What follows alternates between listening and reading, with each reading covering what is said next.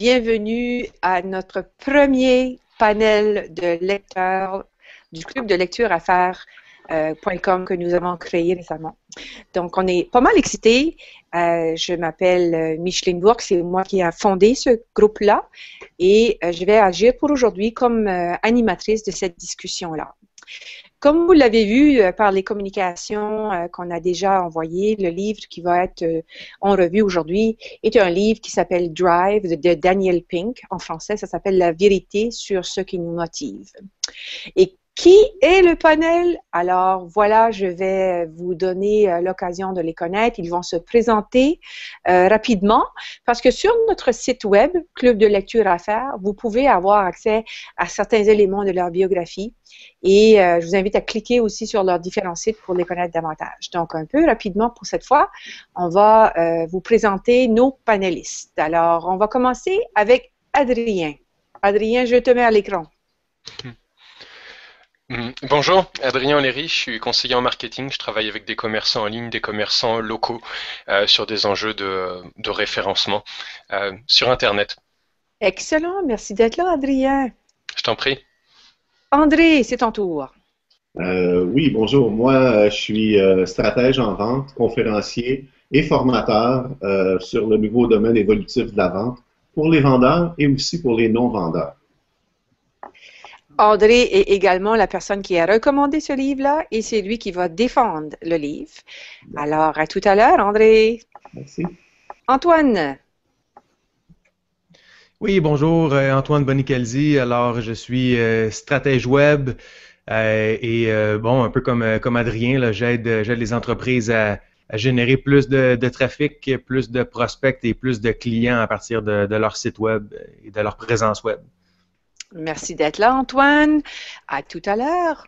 Jean-Baptiste. Oh, bonjour. Bonjour Micheline, bonjour à tous. Moi, je suis psychologue organisationnel. Je travaille donc dans l'évaluation des talents et tout ce qui concerne aussi l'engagement des talents. Et je suis également blogueur à mes heures pour partager les tendances dans le domaine des ressources humaines et des technologies. Merci, Jean-Baptiste. Merci. Et maintenant, Suzanne. Bonjour, moi c'est Suzanne Leclerc. Je suis une avocate dégriffée.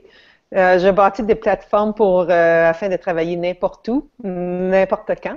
Et j'ai créé un blog qui s'appelle mesaffairesvirtuelles.ca. Excellent.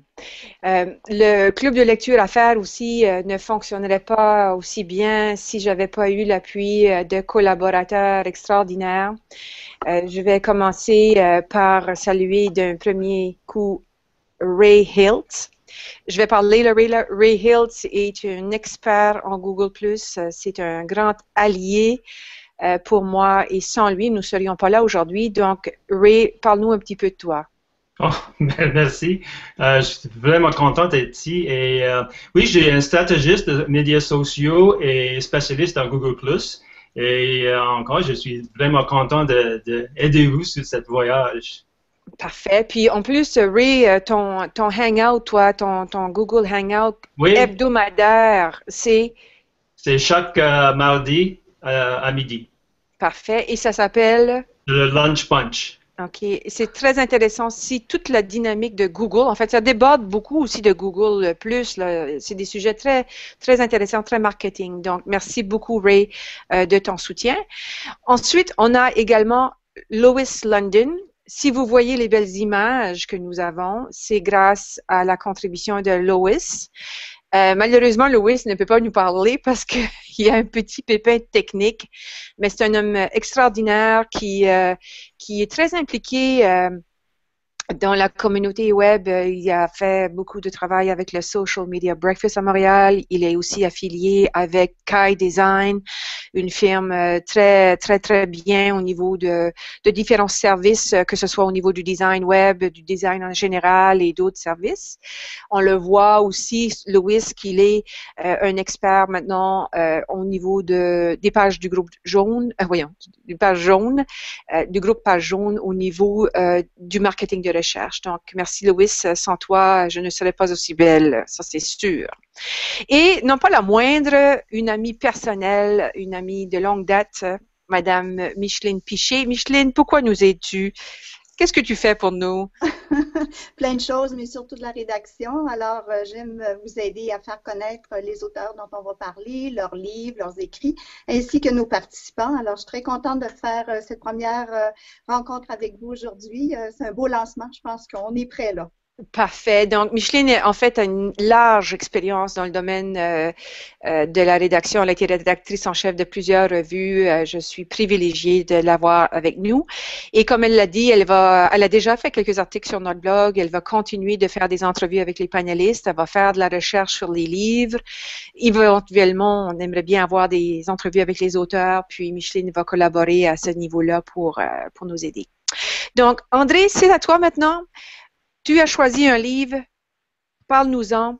Ton micro est bien installé, oui? Le micro bien installé. On t'écoute. Je vous parle du livre La vérité sur ce qui nous motive, ou en anglais, que moi j'ai lu en anglais, qui est le livre Drive. Le terme Drive m'interpellait énormément.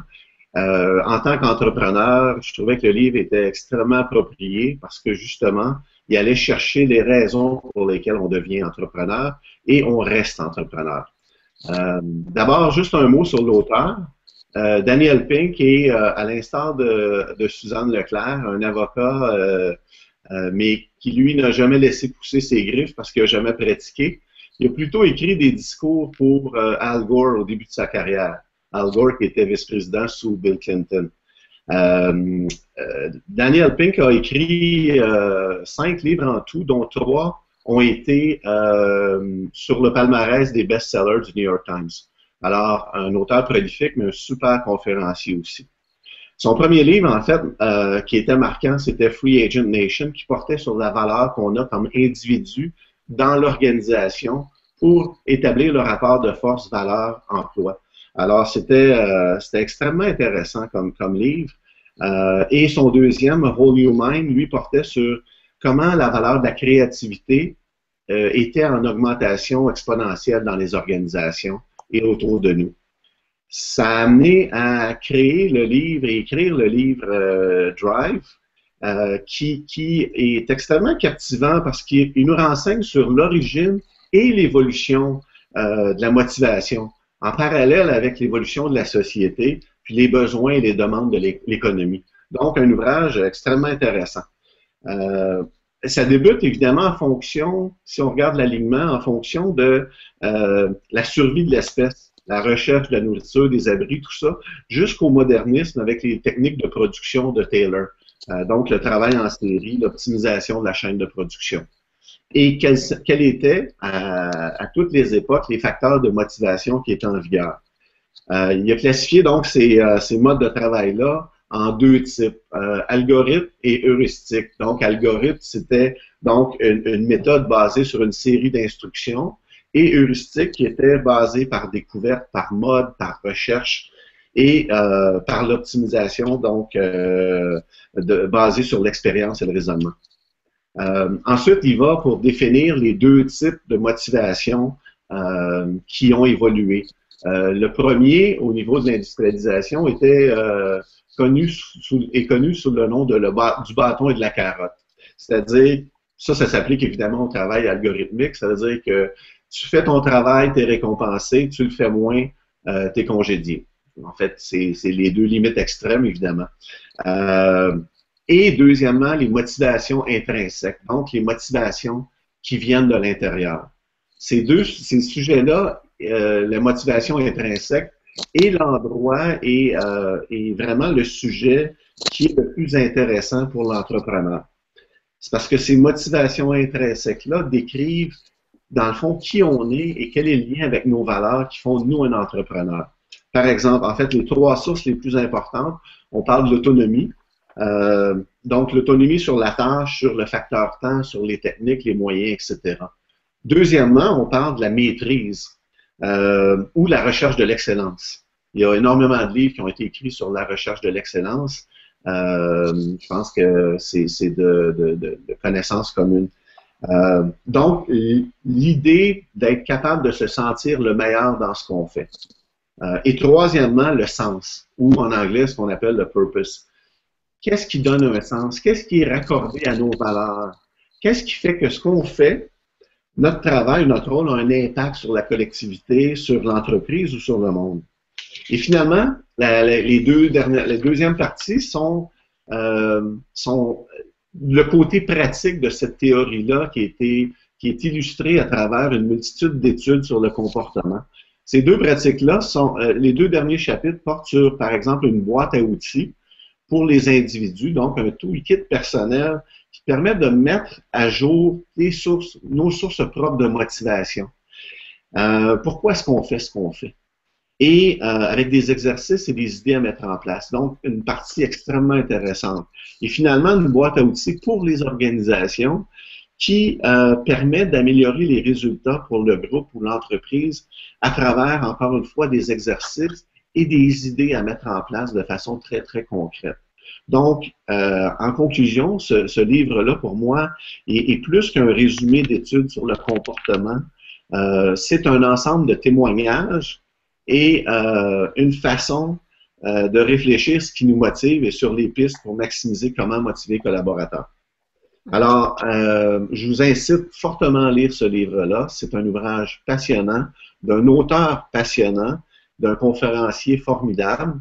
Et à la fin, vous allez peut-être découvrir pourquoi vous faites ce que vous faites ou encore pourquoi vous devriez faire autre chose. Alors, je vous encourage à lire le livre. Merci. Excellent, André. Merci beaucoup de cette introduction. Je trouve que tu as vraiment bien présenté le livre de façon à faire ressortir les principaux éléments. Maintenant, je vais demander rapidement à tous les panélistes là, de donner peut-être un petit coup là, sur comment eux, ils ont vécu l'expérience de la lecture. Est-ce que quelqu'un lève la main pour commencer? Jean-Baptiste. Avec le micro, c'est mieux. Oui. Écoute, je vais faire figure d'autorité en psychologie, on va dire. Alors, première chose, passionnant en termes de synthèse et de vulgarisation. C'est vraiment fantastique. Je trouve toujours très surprenant qu'un livre soit fondé dans son succès sur finalement d'autres auteurs. Et la faiblesse du livre, c'est que finalement, on s'appuie sur une bonne synthèse. Et je me demande combien d'idées il reste encore à revisiter pour faire des best-sellers. Puis je pense que je vais essayer d'en chercher une. Intéressant comme perspective. Quelqu'un d'autre? Antoine? Oui, en fait, j'ai trouvé ça passionnant, moi aussi. Puis, en fait, rapidement, en lisant ce livre-là, j'ai trouvé que on pouvait vraiment mettre le doigt sur des projets concrets comme le club de lecture.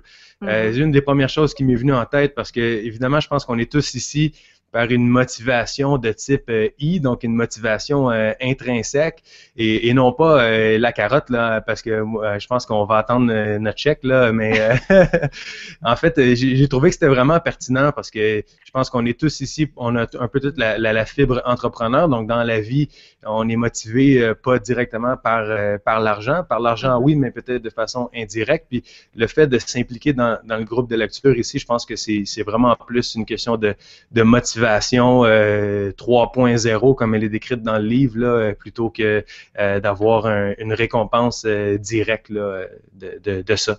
Donc, j'ai trouvé ça extrêmement pertinent. J'ai plein d'autres choses à dire, là, mais bon, on va aller en introduction, discussion générale après. Excellent, merci. Alors, le prochain, est-ce que Adrien, t'es prêt? Oui. J'allais dire, j'ai adoré le lire. Maintenant, je sais pas à qui le recommander. On verra pourquoi tantôt, dans le sens où je faisais toujours comme j'aime quand je le lisais, comme d'accord. Mais après, comment en faire quelque chose? Parce que je suis définitivement taille-paille dans la majorité des choses que je fais, mais derrière. C'est drôle, même quand il décrit des patterns ou des comportements, tu dis c'est sûr ça marche pas, je le vois, mais ce client-là, puis moi là où ça me parle comme gars de marketing que je suis, c'est que des fois reste que mes clients derrière, ils ont des vendeurs pour closer les leads qui arrivent via l'internet, et les vendeurs sont comme un type de population des fois que je comprends mal et que j'ai du mal à motiver. Comment convaincre le vendeur de bien renseigner telle affaire dans le CRM pour que moi je puisse voir le retour en fonction de telle ou telle campagne, j'ai pas trouvé le code là-dessus. Et j'aurais aimé qui nous donne plus de clés, Daniel Pink, mais avec André qui est en vente, sûrement qu'on pourra prendre cette tangente-là tantôt. Mais ne serait-ce que par le nombre de ressources qu'il y a dans le livre et de choses vers lesquelles il pointe, j'ai terminé le livre avec au moins 3 autres livres à lire et je me suis retenu, donc bien content de l'avoir lu. À suivre. Suzanne. Mais moi, je vous dirais que c'est un livre dangereux. Dangereux parce que je me rappelle la première fois que j'ai lu ce livre-là, j'étais sur une plage en vacances. Je travaillais pour une compagnie Fortune 500. On m'avait mis dans les ventes. Je me sentais tellement dénaturée. Et je peux te dire que c'est à ce moment-là que je me suis rendu compte, sur la plage à Saint-Martin, que je me suis dit, ça y est, il faut que je quitte l'emploi, ça n'a plus de bon sens. J'étais persuadée à ce moment-là que je devais aller en entreprise. Donc, moi, je dirais que c'est un livre parfait pour ceux qui sont sur le point, se questionnent, qu'est-ce que je fais à ma vie? Tu sais, on dirait dans un parcours professionnel à 40 ans plus, on se dit, est-ce que j'ai pris la bonne voie? Si vous n'êtes pas encore certain de votre voie, moi, je vous encourage à lire le livre parce que vous allez, après avoir déposé le livre, c'est certain que vous allez prendre un virage pour avoir développé votre business plan personnel, votre modèle d'affaires personnel. Intéressant. Je vais me permettre aussi de faire quelques commentaires. C'est sûr que moi, j'ai découvert que j'étais de type I il y a très longtemps et je me suis beaucoup identifiée justement à sa façon de décrire la personne de type I. Hein. C'est sûr que moi, je suis tellement pas de type X. Le type I étant quelqu'un qui a besoin justement, qui est motivé par l'autonomie, qui est motivé par des facteurs de ce type-là, puis peut-être qu'André, je ne sais pas si tu veux peut-être donner cette notion-là de type I, parce que c'est ça que l'entreprise doit connaître et reconnaître, n'est-ce pas? À mon avis, en tout cas, c'est quoi un type I, puis comment est-ce qu'on peut faire pour créer des petits types I et travailler sur cette base-là? En fait, merci Micheline. En fait, une façon de regarder ça et comment on devient un type I ou comment on s'identifie, et à travers les dernières parties du livre, à travers les toolkits. Okay? Il y a là-dedans quelques idées ou comment justement aller motiver les gens. Donc, le type I, c'est vraiment une motivation intrinsèque, ce qui nous motive.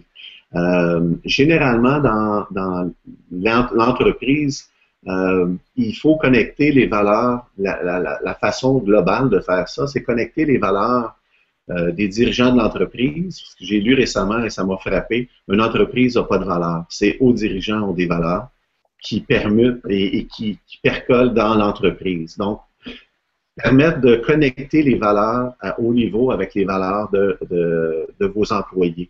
S'il n'y a pas cette connexion-là entre les valeurs de l'organisation, les valeurs de l'employé, c'est très difficile de les faire évoluer vers un type I.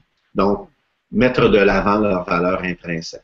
Si, par exemple, c'est pas accepté dans l'organisation, l'autonomie, alors c'est très difficile. C'est à ce moment-là que le livre, effectivement, comme dit Suzanne, est un livre dangereux parce qu'il faut faire faut reconnaître qu'on doit on doit prendre une décision, rester ou quitter. Rester employé, devenir entrepreneur ou simplement quitter d'organisation pour une organisation dont les valeurs sont plus alignées avec les nôtres. Je ne sais pas si quelqu'un veut lever la main pour poursuivre. Là. Ok, Jean-Baptiste, je te donne la parole.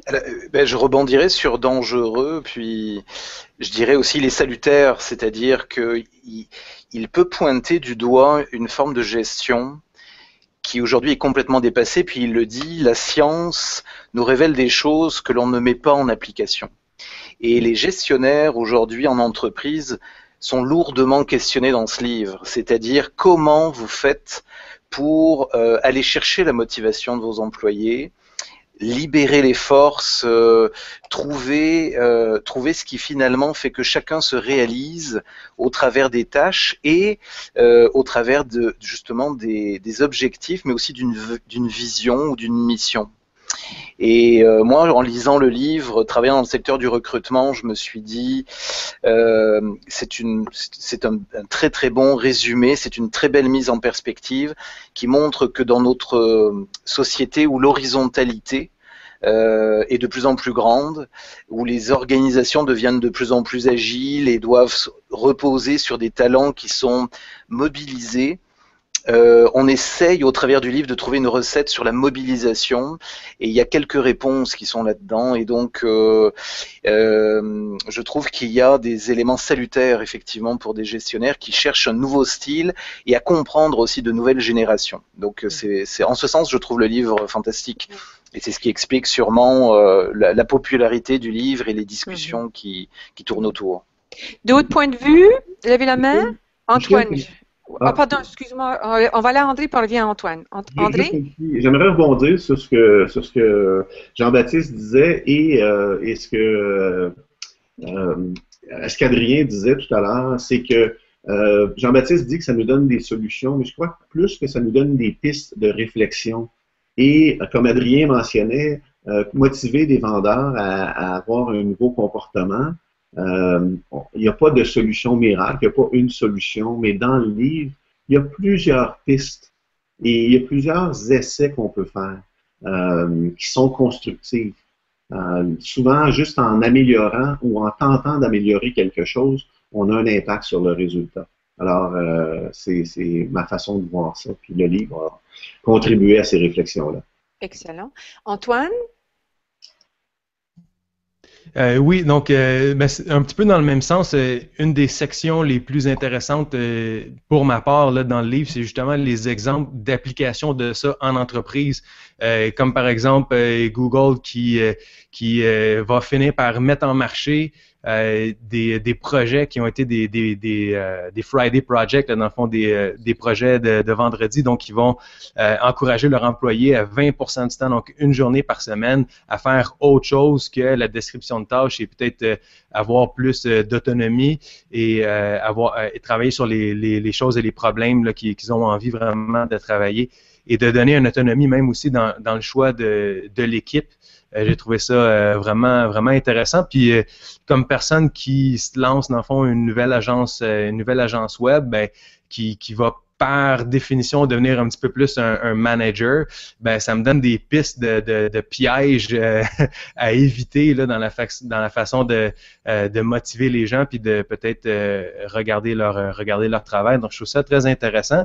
Puis, une des choses qui est ressortie, ben, c'est juste c'est quand même important la récompense dans le sens que ce qu'ils recommandent, c'est de bien payer les gens, puis même de les payer un petit peu plus haut que la moyenne. Mais après ça, c'est quand on veut, c'est toute la tradition de peut-être donner des bonus après ça pour certaines tâches, ou est-ce que là, c'est moins productif ou c'est moins créatif, là, les résultats qui sortent de ça. Fait que j'ai trouvé ça super intéressant. Mais le gros point d'interrogation, puis je rejoins un petit peu le commentaire d'Adrien, puis j'aimerais ça peut-être si André il peut aller plus loin là-dedans. Mon gros point d'interrogation, c'était vraiment au niveau de la vente, au niveau des vendeurs. J'ai été vendeur pendant longtemps, je le suis encore, et puis pas de commission, je suis pas sûr que dans la vraie vie ça aurait vraiment fonctionné, mais d'un autre côté, j'aime les pistes de solutions qu'il y a dans le livre, mais c'est un petit peu mince là, dans le livre, là, si on veut là, des exemples. Excellent, Antoine. C'est très intéressant. Les autres, si vous voulez parler, vous levez la main. Là, je vais donner. Donc, il va y avoir Adrien, Suzanne, mais avant ça, je vais donner le petit mot à André, là.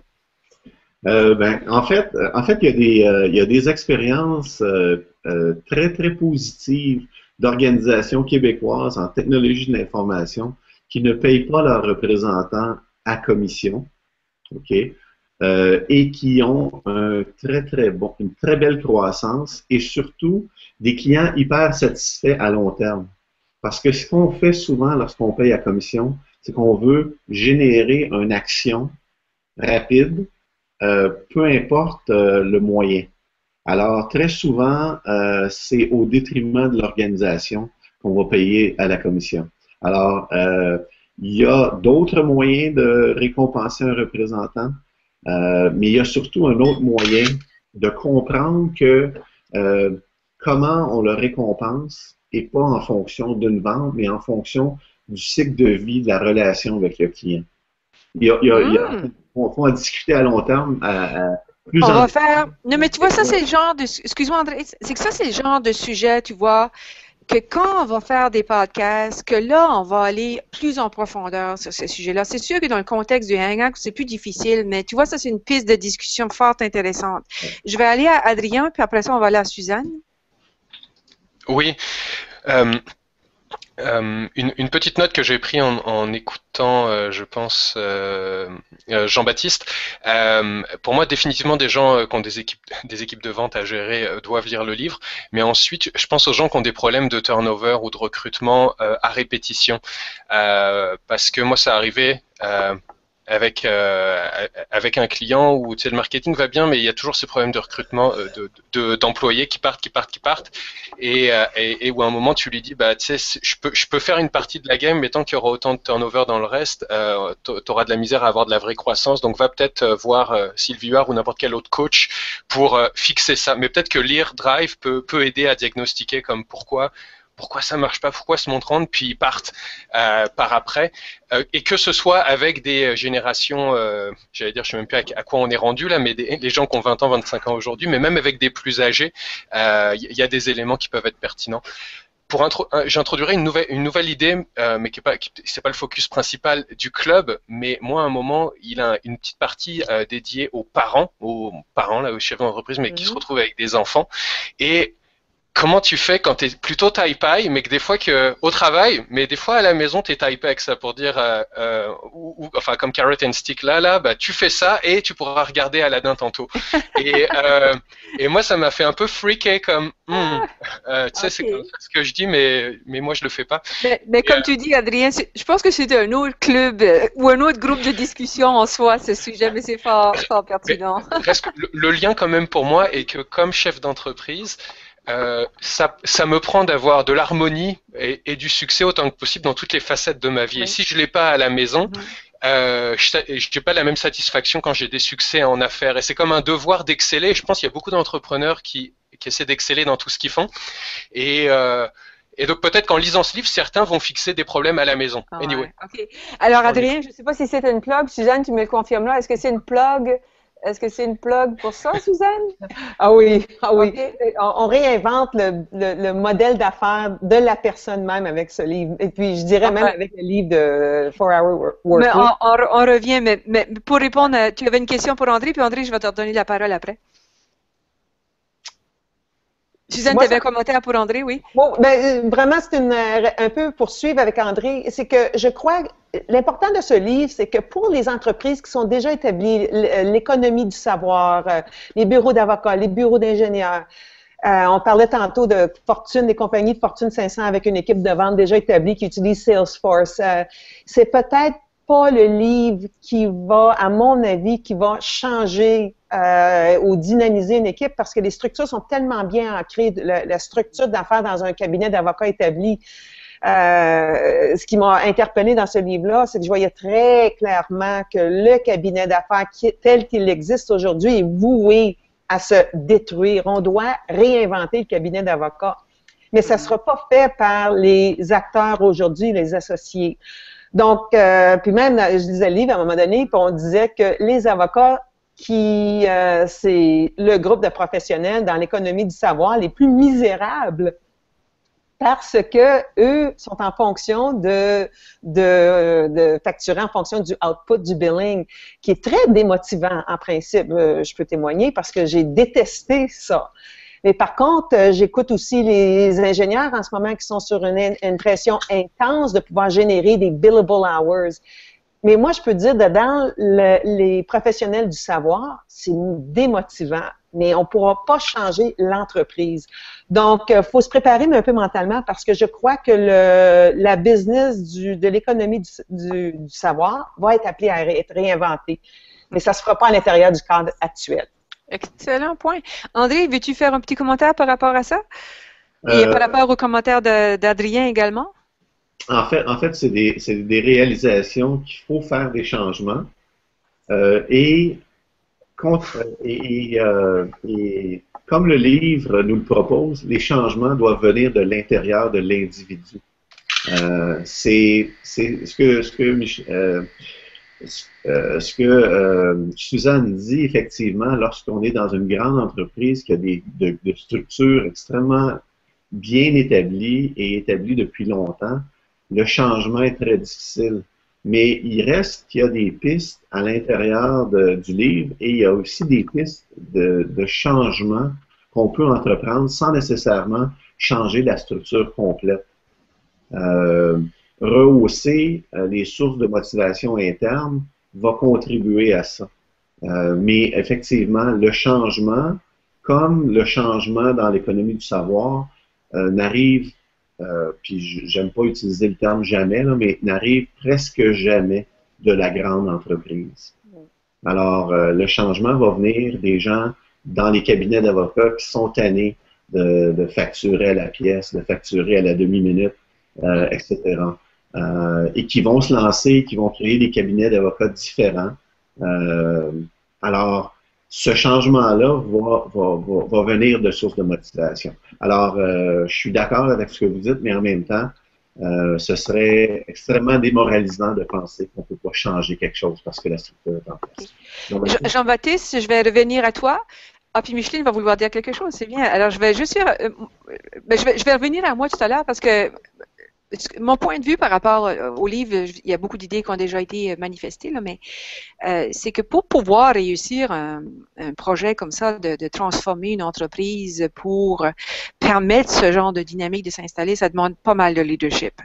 Et ça demande des gens qui ont beaucoup de confiance et qui sont très inspirants pour leurs équipes parce qu'autrement, la chamaille va pogner. Enfin, comment terminer?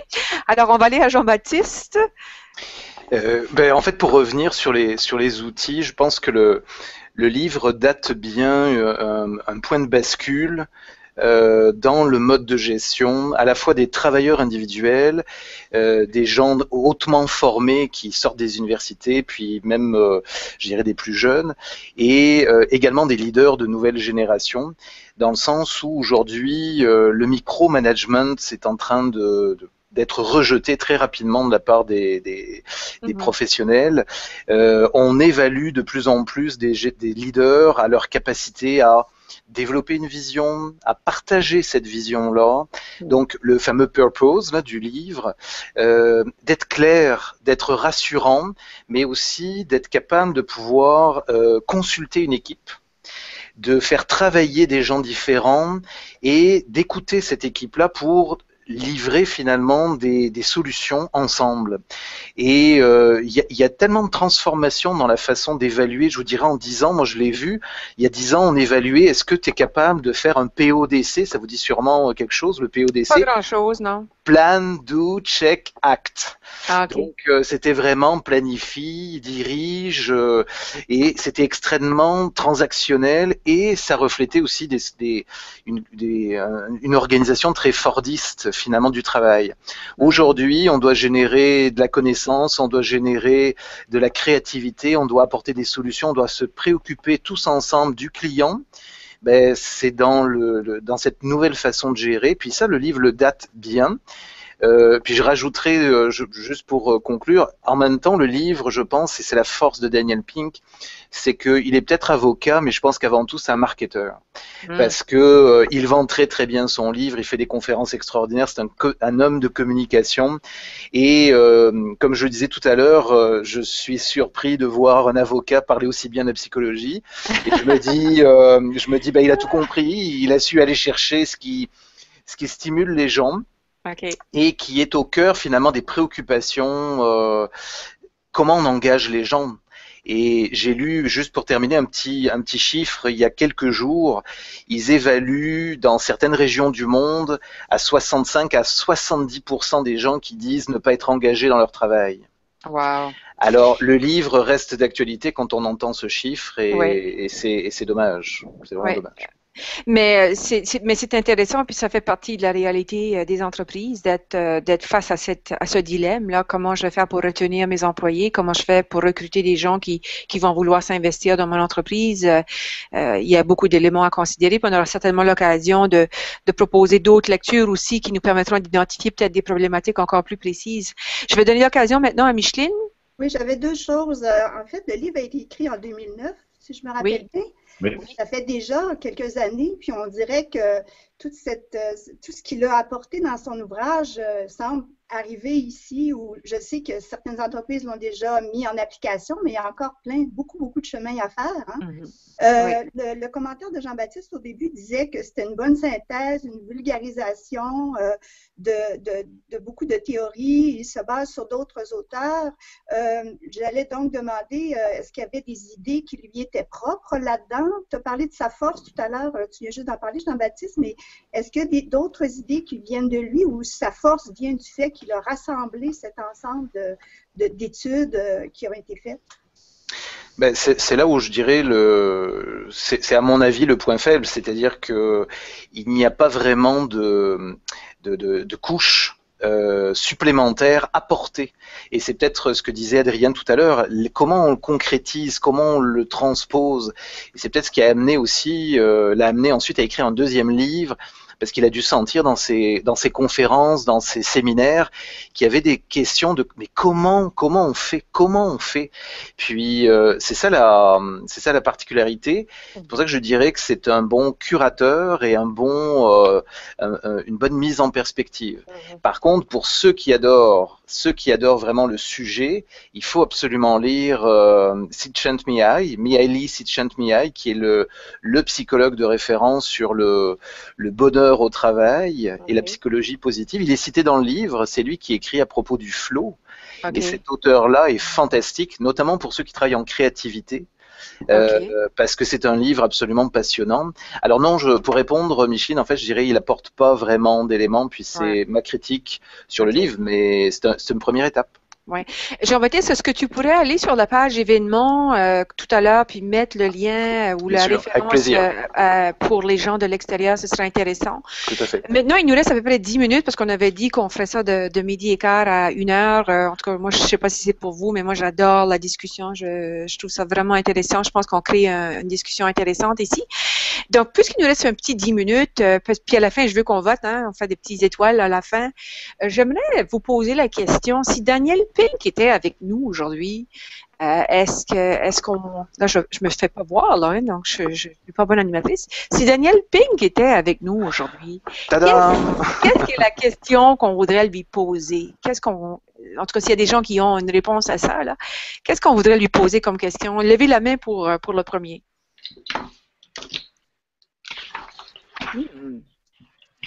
Bon, Micheline, qu'est-ce que tu voudrais poser à Daniel Pink? Je lui demanderais 2 choses. C'est sûr que, en fait, ce que je lui demanderais d'abord, c'est quand on dit que la motivation est intrinsèque, qu'est-ce qu'on va chercher en dedans de soi pour se motiver? C'est quoi? Où je vais le chercher ça, là, ma motivation? Je suis dans un endroit. Je travaille pour une grande entreprise, je ne peux pas changer grand-chose. J'entends que l'entreprise a des valeurs, mais qu'elle n'arrive pas à venir me chercher moi. Comment moi j'arrive à travailler là-dedans ou à faire valoir ces valeurs-là vers le haut après? Je sais pas, en tout cas, c'est peut-être la réponse est déjà dans le livre, peut-être. Mais je pense que le livre couvre une partie de ça, hein, André. Hein? Il y a des pistes pour ça. Mais il y a plein d'autres types d'ouvrages. Flow devrait être intéressant là-dessus aussi pour aller chercher qu'est-ce qui nous motive, qu'est-ce qui va nous animer, nous allumer.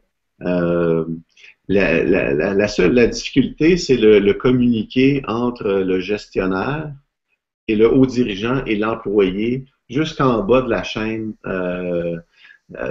alimentaire dans l'organisation. Ça, c'est un énorme défi, effectivement.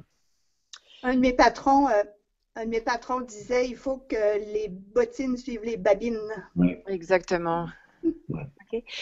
Adrien, est-ce que toi, de ton côté, la question que tu posais tout à l'heure serait une question que tu lui poserais, qui était en lien un petit peu avec la conciliation familiale? Est-ce que ce serait ça que tu lui poserais comme question? Ou... Oui et non, parce que j'allais dire, je suis un garçon facile ou un lecteur facile, puis même si je comprends les commentaires de Jean-Baptiste, je suis content de la lecture pareil, d'avoir mis tout ça sur la table comme ça. Et j'ai pas d'attente envers lui à ce qui donne les pistes, puis aussi parce que je sais que après ça doit venir de l'intérieur, donc quand on lit pour du développement personnel professionnel, Mhm. Moi, je donne 5 étoiles. Maintenant, si je suis un manager, puis et j'espérais trouver des choses pour aider mon équipe à passer de X à Y, ben c'est là où je manque un petit peu de matériel, à part de leur faire lire et dire ah vous avez vu vous fonctionnez comme ça et pas comme ça, mais après comme what's next. Mhm. Mais au nombre de références qu'il met dans le livre, je suis certain qu'on peut même. Puis là, c'était Miali, Chicks and Me I. Je pense il dit comment le dire dans le livre, puis comme Chicks and Me I. Peut-être que c'est ça là où tu peux trouver des éléments. Donc j'aurais pas grand chose à lui dire. Puis en plus, je suis fan fini de Daniel Pink aussi parce que j'avais lu le premier manga de gestion de carrière qu'il avait fait qui s'appelait Les Aventures de Johnny Bunko. Puis Oui. peut-être qu'il l'a facile, il choisit bien ses affaires, il n'invente rien, mais c'est le fun quand ça sort un peu comme Seth Godin ou d'autres là. Tu sais, c'est comme je suis jamais fâché d'avoir lu un livre comme ça. Exactement. Alors pas vraiment de questions pour lui.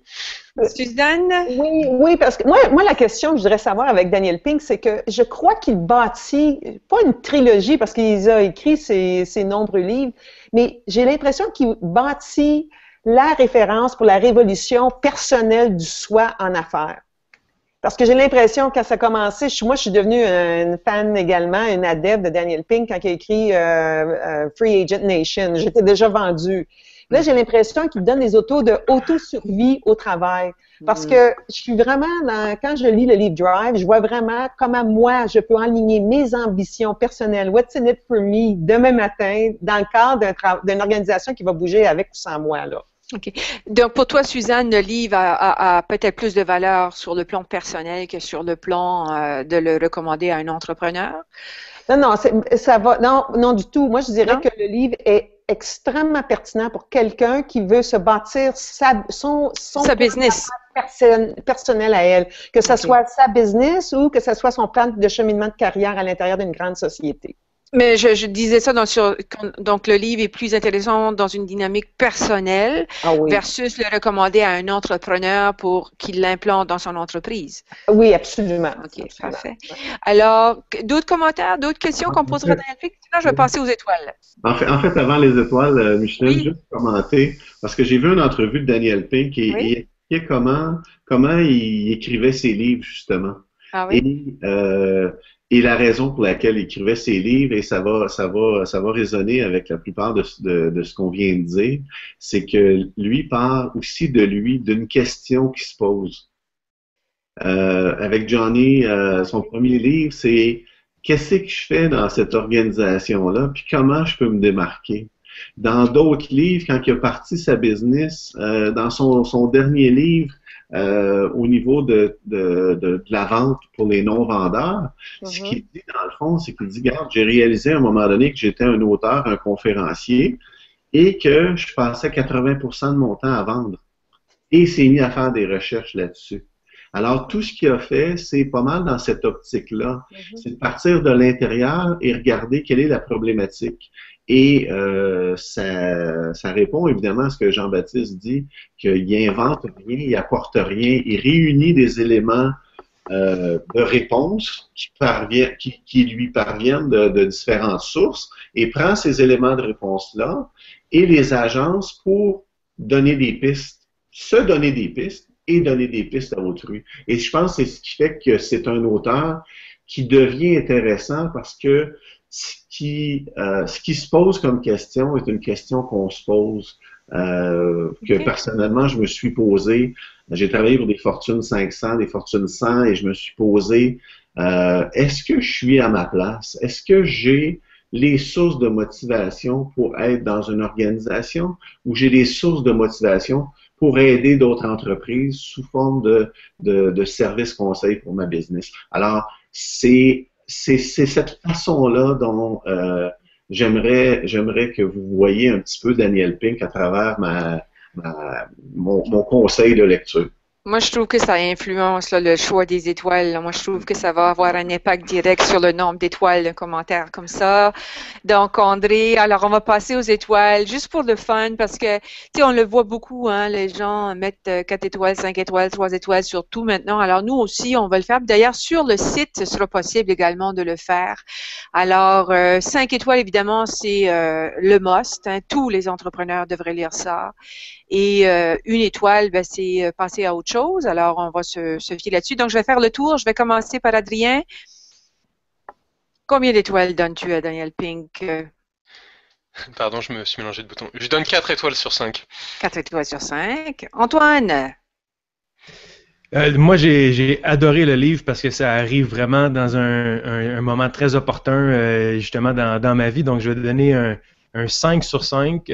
Pour moi, c'était un must. Et puis, c'est le genre de livre que j'ai le goût de recommander à comme mes partenaires d'affaires pour dire, regarde, toi aussi, il faut que tu sois sensibilisé à ça. Wow. Et voilà. Merci. Jean-Baptiste? Alors moi, je donnerais un 4 OK. pour justement la synthèse et pour ceux vraiment qui ont compris que le monde est en train de changer, que leur façon de gérer doit changer ou de se gérer doit changer. C'est à lire. Pour ceux qui ont déjà des bases et sont des bons gestionnaires, ça tomberait à 3, mais un 4, lisez-le. L'étoile, c'est 4, mais il y a un petit bémol pour un public très cible. Parfait. Louis, est-ce que tu peux parler, toi? Est-ce que tu... Non, on passe à autre chose. Micheline? Oh, moi, je donnerais 4 sur 5. 4 sur 5. Suzanne? 5 sur 5. 5 sur 5. Si vous voulez vous faire propulser à l'action, c'est le livre. Excellent. Mais moi, je suis plutôt du côté des 4 parce que je demeure un peu sur ce qu'on n'a pas eu le temps de faire puis que j'aurais aimé de faire puis qu'on peut peut-être faire dans un podcast. Là, c'est d'aller plus en profondeur sur comment on peut mettre en action ces idées-là. Comme je disais tout à l'heure, pour moi, ça nécessite vraiment un très grand leadership et ça suppose aussi que les gens sont ouverts. Je crois qu'il y a beaucoup de gens qui sont de type I, moi. Je pense qu'il y a énormément de gens de type I, mais ça ne veut pas dire que parce qu'on est de type I, qu'on a cette capacité-là d'aller vers des éléments de nouveauté importants comme ça. Personne ne dira non à avoir 20% de travail pour faire ce qu'on veut, mais ayant travaillé moi aussi pour des grandes entreprises au sein d'équipes, c'est compliqué de motiver l'équipe et chacun y va un petit peu pour soi. Et lorsque les entreprises travaillent sur la base de performance, les objectifs sont liés aux objectifs des dirigeants. Enfin, ça crée des situations très difficiles. Donc, avec un bon leadership, oui, mais j'aurais beaucoup de questions à poser. Donc, sur ce, je vais mettre fin incessamment à la rencontre. Je vais plugger le prochain livre qui s'appelle le 4-Hour Week, la semaine de 4 heures. C'est un livre qui va être défendu par Suzanne Leclerc. La date du prochain Hangout va être le 16 avril. Et attendez-vous aussi de voir bientôt là, les prochaines programmations pour que vous puissiez mettre à l'agenda les activités du club de lecture. Je vous invite également à aller visiter notre site web, le club de lecture à faire. Nous sommes également sur les réseaux sociaux. Évidemment, on est en phase débutante. Il n'y a pas encore beaucoup d'actions, mais ça s'en vient. Si vous êtes intéressé à faire partie du panel ou si vous désirez bloguer sur le site de Club de lecture, évidemment, c'est toujours en lien au livre, toujours en lien à créer une valeur ajoutée pour les entrepreneurs, pour les chefs d'entreprise, pour les professionnels autonomes qui veulent apprendre et idéalement qui veulent apprendre ensemble. Le fait de pouvoir partager nos connaissances aujourd'hui, moi j'ai beaucoup apprécié cet échange et je suis certaine qu'il y a beaucoup de gens qui pourraient vraiment apprécier ce format de conversation pour aller plus loin en affaires. Donc, je remercie tout le panel de façon très profonde, très sincère et on se voit au 16. Maintenant, Ray, je vais demander à Ray de m'aider à conclure le podcast live. Je ne vois pas le bouton. C'est en bas, c'est en bas. Je ne vois pas le bouton, mais là, j'ai pris des photos, puis là, je ne vois plus le bouton. Où est le bouton? C'est en bas. En centre? Non, c'est mon appareil photo qui est là, moi. OK. Ouh! Je vais aller un petit plus bas. Comment est-ce que je peux faire ça? T'as pris une photo, là. Oui, j'ai pris des photos tout le long. Just est-ce over que to the menu and click the camera again. The camera, OK. Cameraman, OK. OK. Oui. The camera. Enfin, améliorer. Non, je ne le vois pas. Excusez-moi, les amis, salle de contrôle. À côté gauche, non. Tu vois pas un caméra, un icône, non? OK. Camera, oui. Caméraman, oui. OK. OK, So, là, j'ai bon, le caméra. en tout cas, appuyez sur le Hangout button au-dessus. Hangout, yeah. Where the camera's there. Désactiver la caméra? C'est ça. Non, ouais. You think that's it? No. Just leave the Hangout altogether. Oh, yeah. Is it going to go on? Is it going to tape on YouTube? That's the question, though. Yeah. OK. Parfait. Alors, on se quitte là-dessus, les amis. Merci encore. Puis, on vous informe dès que c'est disponible pour publication sur vos réseaux. Alors, j'espère que vous avez apprécié l'expérience. Oui. Merci, Bye, tout le Merci monde. Merci beaucoup. beaucoup. Merci à vous. À bientôt. Salut. Ciao. Micheline, bye. Bye.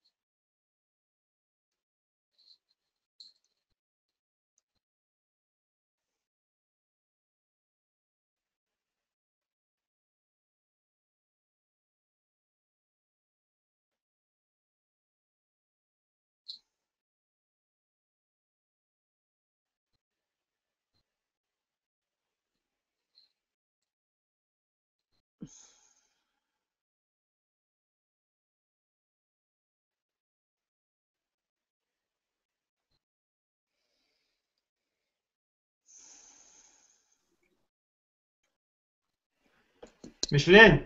Yeah, I'm trying to. I hope it tapes. That's what I'm worried about. No, it did. I just checked the YouTube channel. It's there.